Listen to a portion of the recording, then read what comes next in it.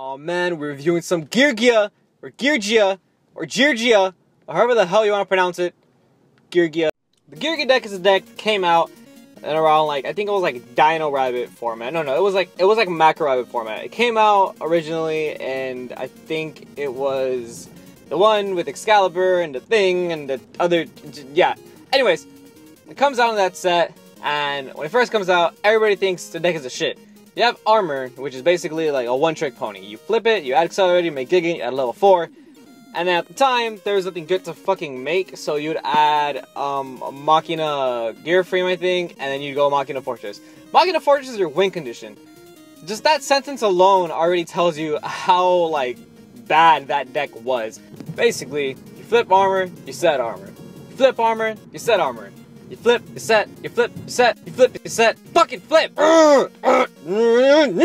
Should've just named it a flip and set deck. But then, the release of GEARGIA came out, and holy shit, the deck was amazing! You'd set GEARGIA in a bunch of traps and motherfucking monsters, and you just flip it!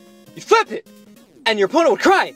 It's like, man, you say GEARGIA, you can't even respond to that shit, the end phase is so fucking good! Look at that shit! Once that came out, everybody started using the level 3 GEARGIA monsters. When the card first came out, I don't remember what set it came out in, but I remember immediately it did not have a place in the format. I believe it was because Dragon Ball was a thing, and we all know how that format turned out. The shit isn't on the bit, man. Oh, there you go.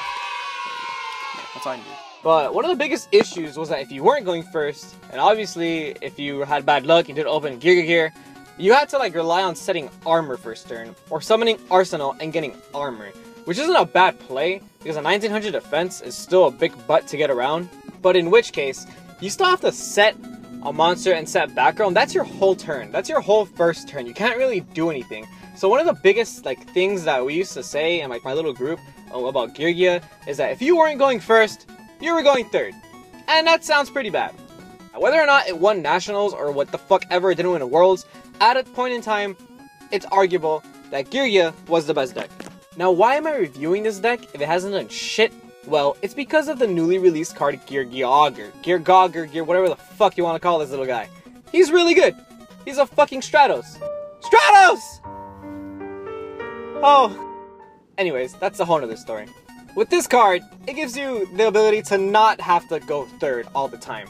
Basically, if you go first, you don't have to set Armor and pass turn. You can actually do shit. You can summon GEARGIA and add Accelerator and make Gigant first turn. And then detach and add another monster, whatever is convenient according to your hand. You basically play accordingly because you know what your hand is already and you know what you're going to do next turn. It's not like Armor where you set it and you add and then your play becomes that of what you have at that turn. It's really good too, because you can fucking combo it off with cards like Machine Dupe. Or if you already have an Accelerator in hand, that's 2 Gigant first turn. Double Gigant with 6 cards in total, I think, that first turn, and it's not a bad idea. Oh man, what's that? How'd you do it? I just turned around and all the monsters just came out, and I don't even know. You can play a lot of ways with this deck. You can main deck the GEARGIA engine, and you can main deck Artifact engine like I do, and it's really good. You can main deck fucking hands, and it's really good. You can main deck Karakuris. Holy shit, that's fucking nuts. It's inconsistent as hell, and sometimes you'll draw like a fucking potato, but it's good. Look at that shit. Look at it! You can even probably play fucking Lightsworns, and this deck would be decent. You can play a Lightsworn engine, and I swear to God, this deck would actually do something. It's weird. The reason I like GEARGIA so much right now is because I think this is the best deck that you can use to show somebody how to play Yu-Gi-Oh! You can make it as simple as fuck, and you can teach somebody how to play Yu-Gi-Oh! And just get in the deck and just watch them have a grand old time. Just fucking play Yu-Gi-Oh! It's autopilot, whatever. Just grand old time. Drill guy. This drill guy is OP. He digs under the monster. And then if the opponent's monster is where he digs out from, he just caves inside and then he dies. Instant kill. This guy, he's got like 1,000,000 defense. You can't kill him. He's got a shield. This is like a drawer, so you got some extra change of clothes in case you're going on a camping trip. Speedy ass car. Get you anywhere. Get all the ladies.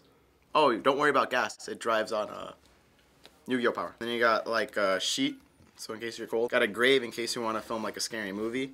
Now don't get me wrong. I'm not saying this deck is the best deck. It's nowhere near the best deck. This deck has countless flaws. You'll sometimes draw into too many traps. You'll sometimes draw into just Accelerator. And you'll sometimes draw into like that worthless engine that you don't need. What I am saying is, I love the deck's progression. I love how much it's evolved in time.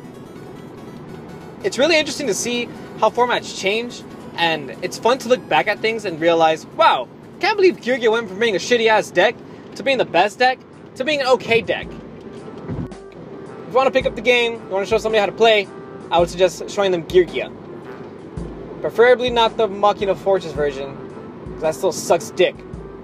Not that there's any wrong with sucking dick, but it sucks dick.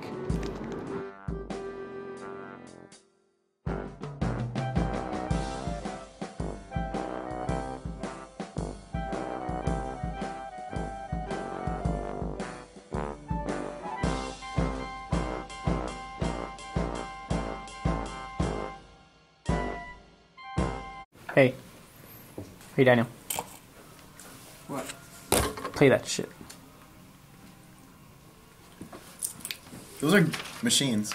That's fucking dumb.